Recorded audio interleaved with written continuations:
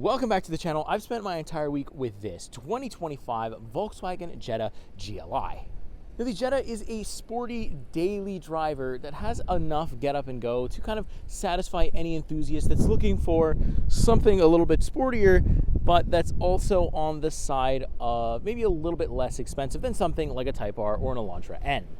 The closest competitor to this Jetta GLI would be the Honda Civic SI. So let me know which one you prefer, and let's take a look at the Jetta GLI. So up first is this front end, a little bit of a redesign since the last time I showed you back in 2022. So now we've kind of got the full light bar going on there. I do really like the badging here as well. I like the daytime running LEDs. They didn't do too much, and I do really like this red accent along the bottom there. It looks really cool. Maybe you can't see it that well because of the red color, but I actually would take it in this configuration when it comes to the front end. So taking a look underneath the hood for the Jetta GLI, we have a 2-liter 4-cylinder turbocharged engine giving us 228 horsepower, 258 pound-feet of torque. I've also got the 7-speed dual clutch. It does come in a manual transmission. One of the only Volkswagens to still have a manual transmission in 2025. For whatever reason, they took it out of the Golfs. I don't understand the decision either. But I also got front-wheel drive as well here, so no all-wheel drive for the Jetta GLI yet, but it's still pretty decent in the configuration that it has. So next we move to the side profile for the Jetta GLI. You can see it looks really cool in its red color with those blacked out rims, the GLI badge on the side door, and then we kind of have the blacked roof. Also, you know, you got the stuff on the side there. It looks really nice. I like the red brake calipers as well. It's got like a low ride height, kind of has the similar stance to the Civic Si, but the Civic Si is obviously a hatchback. This is more full-size sedan. But let's move on to the back quickly.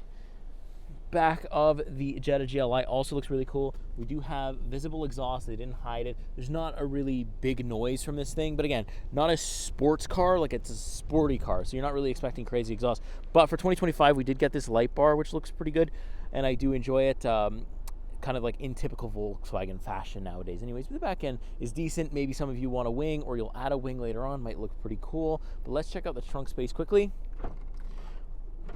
Tons of room in the trunk. Absolutely no problems there whatsoever. You can fold the seats down, you have a ton of space, but it's actually an impressive amount of trunk space for a sedan of this size. So that's gonna about do it for my tour of the Volkswagen Jetta GLI. Let me know what you think so far of it in the comments, but let's hop onto the interior because I want to see what's inside. All right, so first up, as usual, is the rear for the Volkswagen Jetta GLI. So a little bit of, you know, a contrasting material on the door, which is very nice. When you look at the seats, though, you do have this really kind of nice black with this gray faux kind of leather material here. It looks good with the red stitching as well. I do really enjoy it. Let's hop in. You can see how much room I have. Not very much, but in terms of the baby seat, they do have quite a bit of room over there. So let's hop in. It's pretty easy to do despite not having that much room, actually. Close the door, and there we go. So my knees are not like pressed into the driver's seat here. I don't have that much foot room, but I do tend to sit a little lower when I am driving. But still, I have enough room back here, and also I've got heated seats, so that does make the deal pretty sweet back here. Like I said, you can see the space, and you know, it's not affecting my passenger up front's legroom at all. So that's very good news too. You don't really want to have that happen. And so for like a small family needs, it's pretty much good enough. I got the seat a little bit in the way to actually take this guy down here, but we got to push past the little cup holder and we can get it. But you got a little bit of cup holders right there. Nothing crazy. The seats are comfortable. You do kind of sink in. You can see here where there's a little bit of like a divot. So that's very nice to sit in. And I guess when the driver's ripping around a little bit in the, you know, the sort of sporty car we got going on here, you're going to be plenty comfortable. Got a good view of the sunroof right there. And yeah, we may not have vents back here for air quality, but we do have heated seats, and I'll take that. That's pretty good. So let's hop up front. So next up is the business end for the Jetta GLI. It's going to essentially play the noise of somebody, you know, going into cardiac arrest. I don't know. But look, I like the red stitching here. Again, with the dual contrast, we do have 3 sets of memory seat settings. It's power adjusted from my side, but not on the driver's side, which is, I mean, the passenger side, but that's fine. I do like this gray and black leather again here for the trim. Very nice. It does look quite like, you know, as premium as you can get from this price point. I will say that. I think that's very good. So you do have a little bit of ambient lighting. You can kind of see it, like, maybe not, yeah, hopefully. You can sort of see it underneath the dash there. That's where it is. So that's pretty cool, and you can also change the color of it. So, like, there's things like that to kind of give me, the premium vibes. But let's start with the steering wheel. Let's take a close look at this guy right here. So I do like the red badging, and I like the GLI right there. Right-hand side, last time I drove this car, we did not have a heated steering wheel button. Now we do. You could see it, like, because they use the same kind of touchpad for every single steering wheel. It's not great, obviously. If you don't like haptic stuff, then you're really not going to enjoy this very much. But it was like kind of grayed out. So it's now here in 2025. So you got your volume controls and stuff like that here. You got a little bit more media controls there on the left-hand side, as well as the cruise control stuff. All the way to the left, though, you just have this kind of old-looking, not volume knob, but the light switch, which is okay. I don't really hate it. It's perfectly fine. The trunk button is right here. We do have a metallic kind of dead pedal, which I do like. You don't always see that in some of the cars now, even with the new manuals. You don't see them, so it's good to have. I like a good metallic dead pedal. We do have the fully digital gauge cluster, which really hasn't changed too much, but you can change quite a bit configuration wise. I can change what's on the left, right, and in the center. It's very nice. No heads up display, but honestly in this price point it is not needed. And then we move over to I guess the biggest pain point for me anyways when it comes to Volkswagen Jetta, and that is just purely this infotainment system. There's got a lot of black big bezels. It just looks like on the cheaper end to me. It doesn't look like they've given it any love at all or attention, and they're just still trying to figure it out. But what I will say is it's very simple. It's got built-in navigation, built-in wireless Apple CarPlay, Android Auto, all that stuff's there, and it's easy to use and understand. Like, so they're not hiding anything. There's not a lot of menus. So that's good. One thing that really bothers me is this. So look, when I turn the volume knob, it doesn't like turn around it turns the whole thing. So if you're somebody who has OCD, you're going to always want to use the steering controls. And I don't have OCD, but it still would bother me to get in and see like the volume knob all the way, like weird. So that's another thing. And it also has like gesture controls. Like sometimes when I'm close, like you're supposed to be able to like do something with this. Oh, there we go. It just worked for the first time this week actually. And there we go. So you got to like put English on it. I don't know. It doesn't work ever. So, well, not ever, but it doesn't work when you need it to. And honestly, it's kind of a useless feature, but it's there should you want it. And thank goodness that the HVAC is not controlled by this. You can control it by this. There's a climate screen, but it's very simple. It's more controlled by here. You still have these weird touch buttons that aren't the greatest, and if you don't like that stuff, then that's probably going to be a deal breaker for the VW Jetta for 2025 for you. If you can live with it, you do get used to it, you should be okay, right? Like you're not going to mind it that much. What I do think is really cool for the price point, for the money of this vehicle, we do have cooled seats here, which you don't always see at this price point. Sometimes it's extremely rare. So I am glad that it's not tied into here, and at least we have this. So that's hard to complain about. USB-C ports down here, wireless charger right there. I like the way the gear shifter is. Kind of shows you what gear you're in on the top here. It's got like a little digital thing going on. Very nice. Now, one thing as well is this backup camera looks like it's from 2005. It looks like it was created and implemented when I graduated or when I started like elementary school. So yeah, would like to see that upgraded too, because it's not good at all. Maybe parking sensors would be nice, but look, just update the camera. I know it's mandatory and all the manufacturers have to put one now, but that looks dated. But anyways, let's move on. Auto start stop button, which I always have off, and then we have our different drive modes that we can do here. I got eco, I got comfort, I got normal, and sport mode, and of course a custom mode, and then you can adjust the different things like the dampers, the drivetrain, the pumped-in audio, which is Beats audio, which is probably one of the lowest ones I've had in the Beats audio. At first I thought it was like decent, and then you start listening to it more, and it's like, oh no, okay, this is probably like 2 phone speakers strapped to the pillars. Yeah, so if you're into music and sound, definitely not the car for it. Definitely gonna need an upgrade. But yeah, I've got cup holders here as well, and a little bit of storage in there. Don't hit it with a USB-C port charger. Like I said before, the passenger has a ton of room here, so no worries at all there. So there you have it. Overall, I don't hate the interior. There's things that are okay, and there's things that still make me feel like this is, a little bit more upscaled than, a regular Jetta would be, and it is worth the extra money, and it's also in a good price point. Like, it's a little bit more expensive than something like the Civic SI, and I do find the Civic SI interior to be a little bit nicer, a little bit more tight, compact, just easier to use overall. But For the money, this is still decent. For the money, it's hard to really complain and really say like, oh no, this wouldn't be worth it, because the ventilated seats really do kind of make it a feature that stands out a little bit more from its competition. But let me put the GoPro on my head. Let's see how fun it is to drive. All right, so driving out of this parking lot of this kind of big mall place that, you know, if you want a sporty daily driver, you're probably somebody that's going to frequent these places quite often. And it does a good job at that, just, you know, cruising around in parking lots and being comfortable and not being like a sporty car, because it's got adaptive dampers. So it's super comfortable, you know, over speed bumps. And I mean, basically, you know, the streets look like, you know, we've gotten stuff, you know, it looks like we've been through something in the streets of Montreal right now. So adaptive dampers really help, you know, kind of smooth over that, especially in a car like that's really low to the ground, doesn't have very big tires, you know, so you kind of, without them, I feel like I'd feel every bump. I feel like the suspension would be extremely rigid. But yeah, so I'm very lucky to have these dampers in this conditions. And if you drive in like an area where your roads are bad too, then, you know, the adaptive dampers really do make a difference. And that's at slow speed, and even, you know, once you're going a little bit faster on the highway, the dampers are still in effect there. So like right now, say I'm in comfort mode, right? So I have pretty much everything in sport, steering in sport, engine response in sport, everything in sport.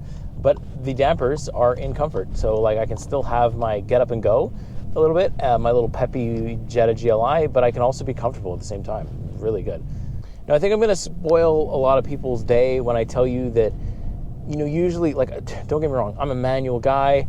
I really do enjoy manual. Like I recently learned how to drive manuals like properly in the past like maybe 2 years. And, you know, I've gotten to the point where I could actually own one, and maybe in the future I do want to own one. But when it comes to the Jetta GLI, I much prefer the dual clutch, just because I am simply not a fan of Volkswagen's pedal box or their gear shifter or just their overall manual transmission. I just don't like it.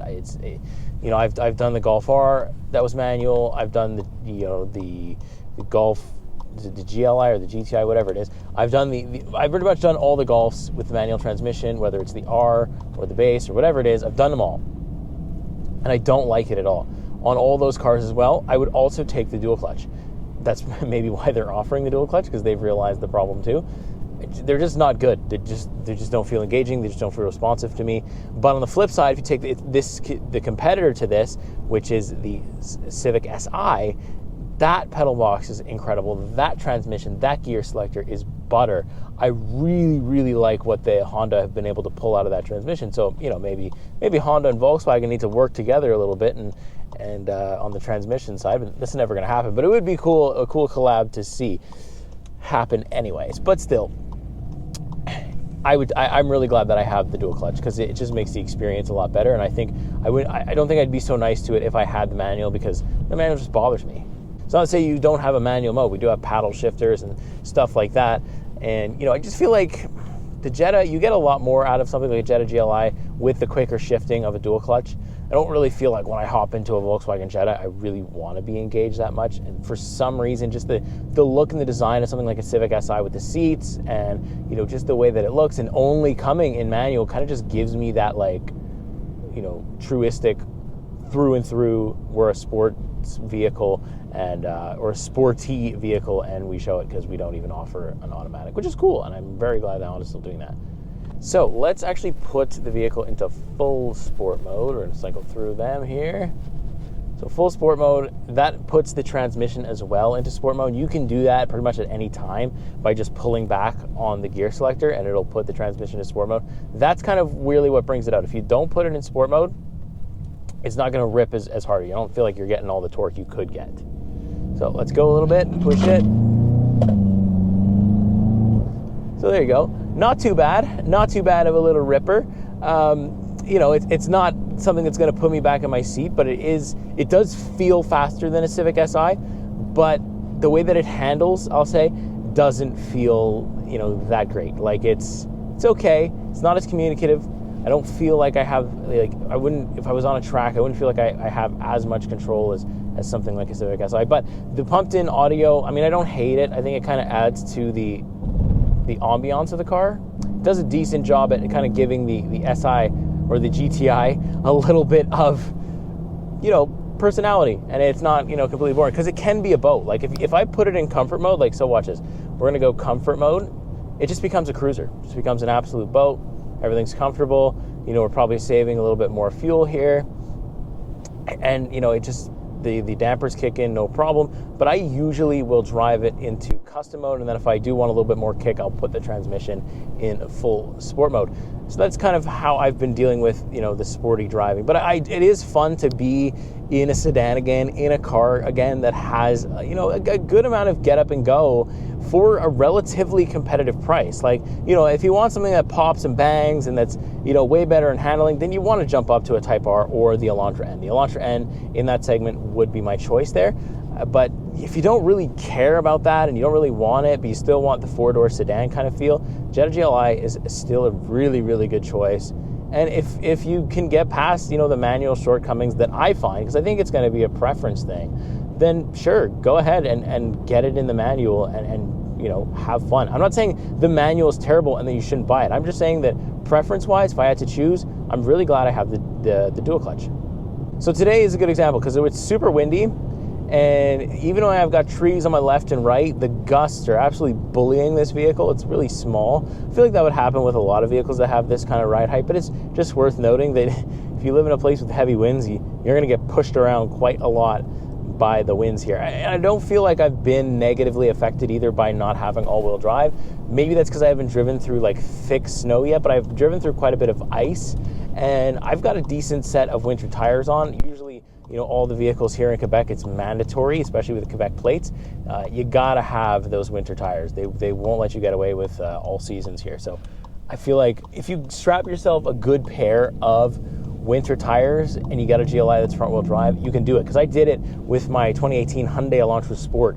For like 5 years, I drove through heavy winters of that thing. I just made sure my winter tires were good and always in good condition, and I upgraded them a little earlier if I needed to, so that I always had the max grip, and I got through everything. I got through the worst of the worst snowstorms. So I feel like the Jetta GLI could handle that too, maybe even a little bit better. It got a little bit more power. But yeah, I really, like my first time ever driving the Jetta GLI, I didn't expect it to be anything. I honestly expected it to be boring. And then this time when it came across my desk again, I was like, let's take it again, because it was quite exciting the first time. And it still is quite exciting for what it is. Like, you can't go into it expecting like, oh my God, it's going to rip your neck out, because that's not what this is. It's just a car that has a little bit of pep in its step. It's got, you got a little bit more oomph when you step on the gas. And if you're somebody like me who kind of enjoys that, and it doesn't, it's not completely a boring vehicle that when you press the gas, nothing happens. Because when I press the gas, something absolutely happens, whether it's pumped in audio, but there's definitely like a good amount of speed that happens there. There's a decent amount of turbo lag too, but still, it's still got something. It's got something to be excited about. It's got something that, when you want to be a little sporty, you want to be a little playful, it'll play, and I like that. I like that in vehicles, and I'm so glad we still have it, because there's a lot of SUVs out here now, and there's a lot of, manufacturers just completely abandoning sedans, and I'm glad that Volkswagen is definitely not one of them. So it's going to about do it for my thoughts on the Volkswagen Jetta GLI. But of course, as always, I want to know what you think. Do you like the interior? Like I said, my main thing with the interior was this part here in the center console needs some love. I think that they've done a good job, kind of keeping things updated on the exterior. Now it's the interior's turn. We got to give it some love. We got to upgrade it a little bit. Maybe put physical buttons. I doubt Volkswagen will do that. They'll probably go the other way. They're trying to figure it out. I believe they're trying to figure it out, because a lot of people don't like it. So there you go. But if you do want a sports car or a sporty vehicle that's got a little bit of get up and go, you can daily drive it with ease, this is definitely a good option for the money. So that being said, make sure you like, subscribe if you want to see more vehicles and reviews just like this one. I'll see you in the next week. See you in the next car.